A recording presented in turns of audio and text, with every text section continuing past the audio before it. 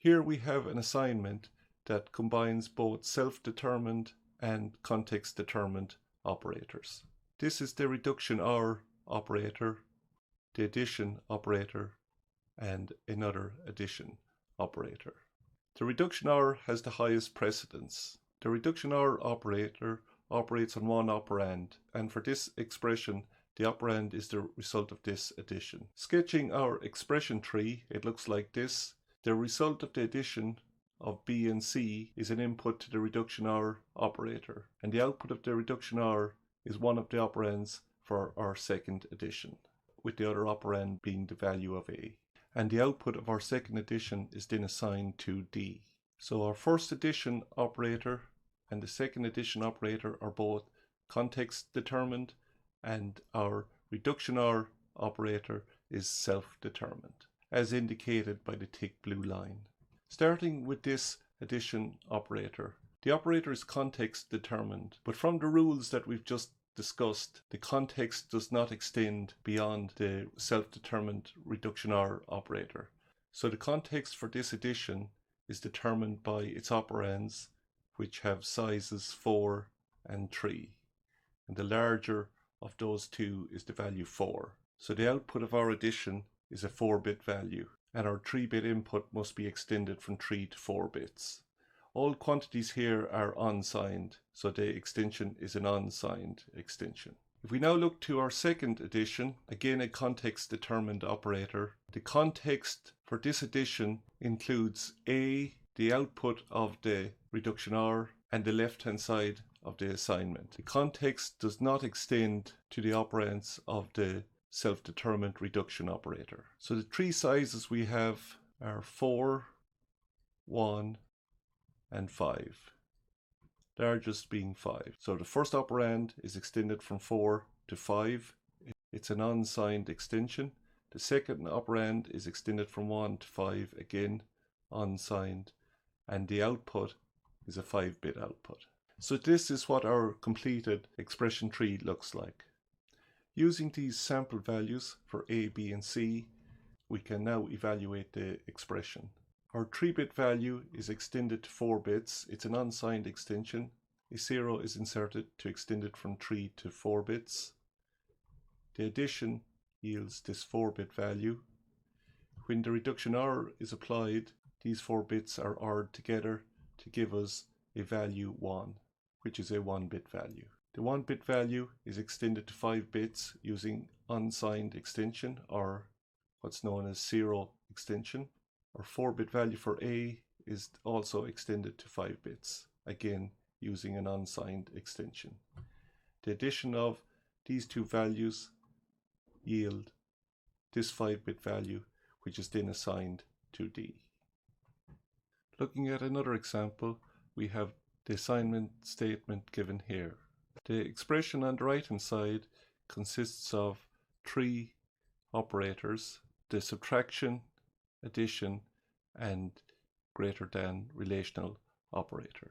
The part inside the brackets provides the second operand for the subtraction operator. Looking at this sub-expression, we can refer to the precedence table to determine which operator happens first. And when we look at the precedence table, we see that the relational operators are on this row and the addition operator is on this row, meaning the addition operator has the higher precedence. This addition will happen first, and the result of that is compared with D. So the addition of B and C occurs first. B is a 4-bit value and C is a 4-bit value, and the result of the addition is then compared with the value of D, and D is a 5-bit value. The result of a comparison is always a 1-bit value, and that result is then subtracted from the value of A.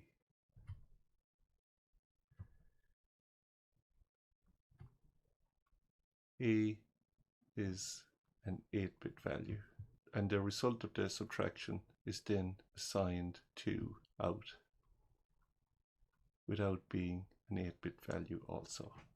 We note that B is signed C is signed, D is signed, A is signed, and out is unsigned. And we also note that the output of the relational operator is always unsigned. The relational operator is a self-determined operator. So let's illustrate that using a ticker line. So at this point we've sketched out the expression tree for this assignment. And this is what our expression tree now looks like. Our addition operator is context determined. And the context for this addition operator is limited by the self-determined greater than operator. In other words, when determining the context for the addition, we don't see anything beyond the greater than operator. And in that case, we have the size 4, 4, and 5, with the largest value being 5. So the output of the addition is a 5-bit value, and we have to extend our operands from 4 to 5 bits. To determine whether it's a signed or unsigned extension, we have to refer to the context for the operator. We have a signed value, a signed value, and a signed value.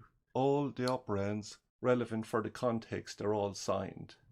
Hence, we have a signed addition, and the extensions will be signed extensions, with our output value being a signed value. So we have a signed 5-bit value for the output of the addition.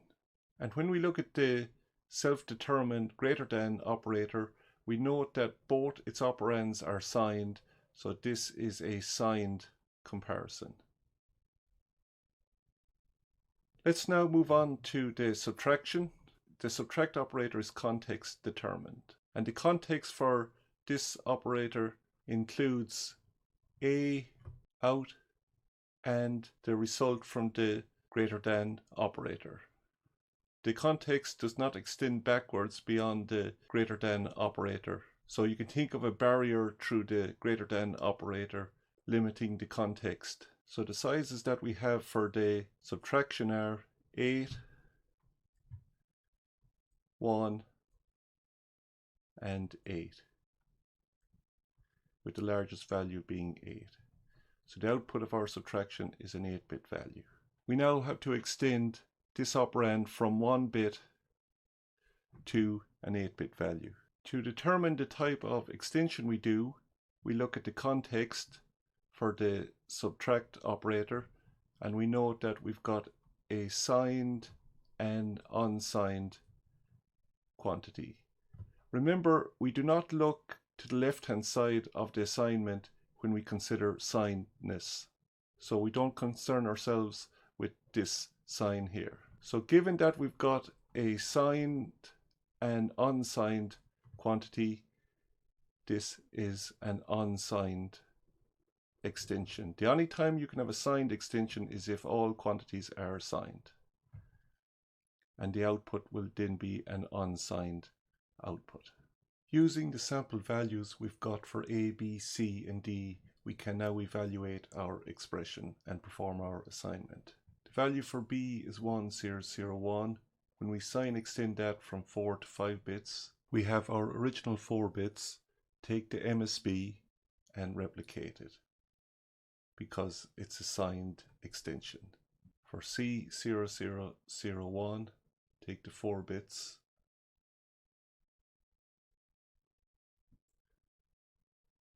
the MSB is a 0, and we replicate that to give us this 5-bit number. We add these two numbers to give us 11010, and we compare that value with 0010. So this number is equivalent to -6 decimal, and this value to 2 decimal. Because it's a sign comparison, when we check is -6 greater than 2, it's not, so the output is 0.